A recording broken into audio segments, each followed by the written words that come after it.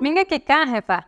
Qué gusto poder compartir con ustedes más expresiones en Ainge junto a Rimari. ¿Están listos? Empecemos. Hunde. Hunde. Es una expresión que usamos para pedirle a una persona que se apresure.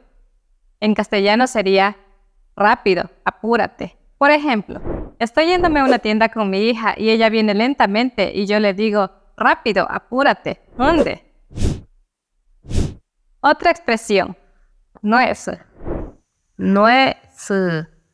Esta expresión la usamos para decirle a una persona que es vaga o perezosa. Por ejemplo, salimos a la ciudad y nos acercamos a una tienda y el chico de la tienda no nos quiere ni atender.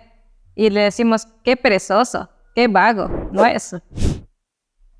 Ya saben, hunde como para cuando quieres decirle a una persona que se apresure y nuez para decirle a una persona que es vaga o perezosa. Sigamos practicando estas nuevas expresiones con nuestras familias. No te olvides de seguir en nuestras redes sociales y seguir aprendiendo más expresiones cotidianas en Quichua, Ainge y CAPD. Afaja que hija que afaja puico que afaja Ainge. Y esto es Rimari.